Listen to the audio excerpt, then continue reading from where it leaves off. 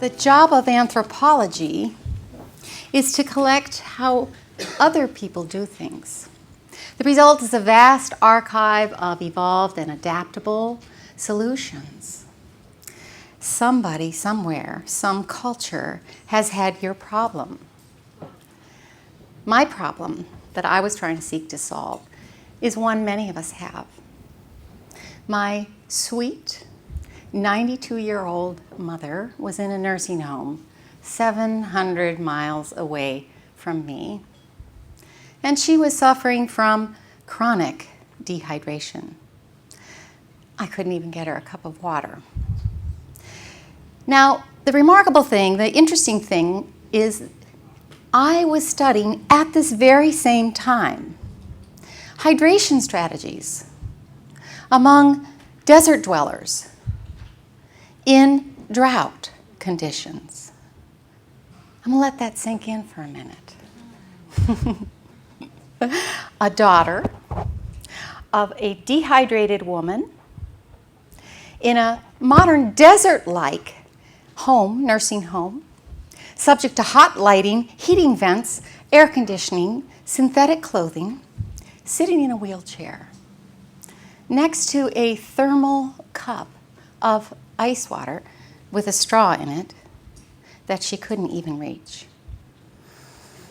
Come to think of it, though, her conditions are not that different from ours. Our offices, our schools, our cars, our planes, our daily pathways. Maybe we are a little dried out too. And is this where I tell you that even 2% of reduction in hydration leads to measurable cognitive loss? That is most of us somewhere in our day. So here I am, 700 miles away in New York City, pawing through tattered ethnographies in the basement of Columbia University's library, looking at drought conditions and how people survived in real drought. What did they do? They certainly didn't have 8 glasses of water a day. How are they doing it? Well, I was knocked over when I found out they were not looking for water.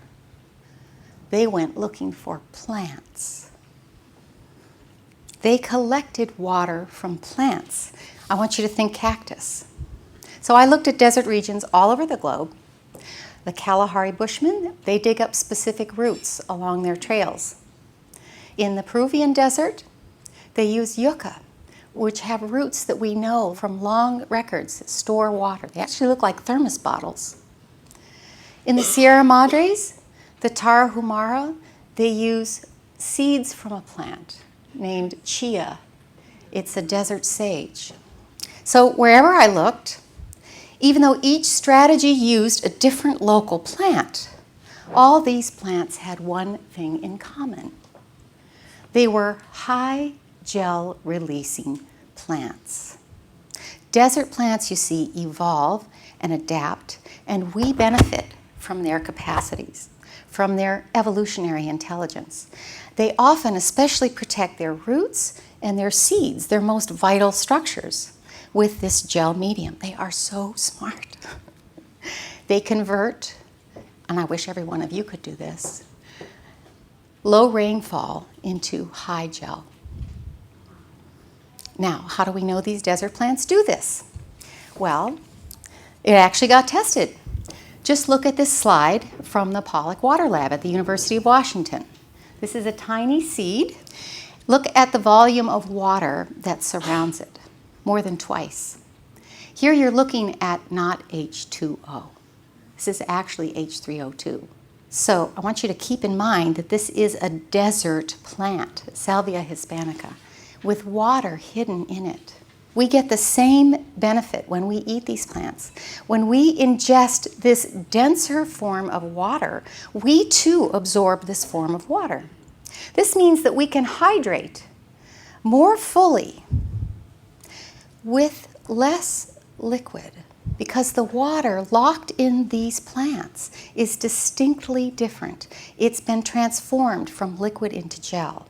And that gel retains moisture longer and it absorbs into the tissues nice and slow. So it has time to enter fully and efficiently into our cells. It's really slow water. I want you to imagine with me solving our water scarcity problems, our water scarcity issues with desert plants. Imagine getting our water out of the desert. Imagine growing water. How cool is that? How ironic, how unexpected. So what other surprises are waiting for us in the ethnographic record? Well, I was further excited to discover something I already instinctually knew, but hadn't paid attention to. Something in our own lives that we are already practicing. You see, it isn't just desert plants that turn water into gel. Water inside every plant cell is this gel form. All the typical plants we eat, all the fruits and vegetables that we eat, they come in at 80% water.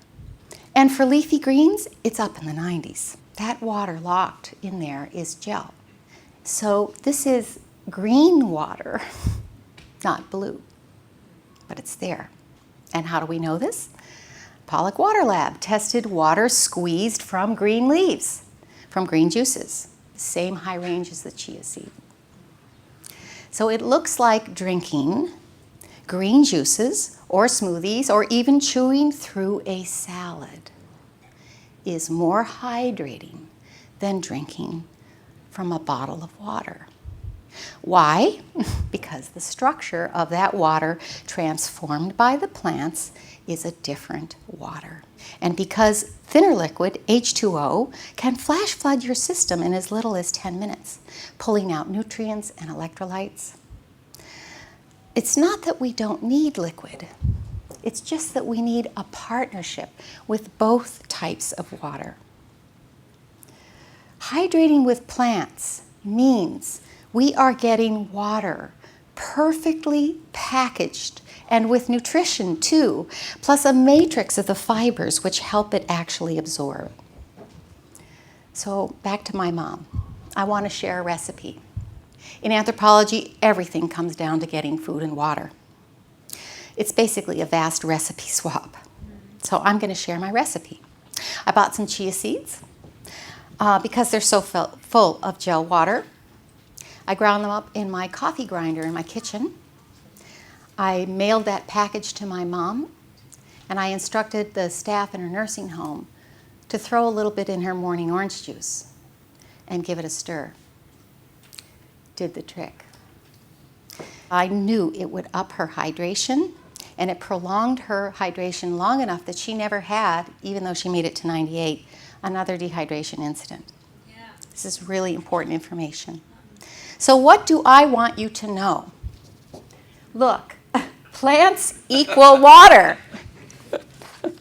I want you to think of plants not just as nutrition, but as water.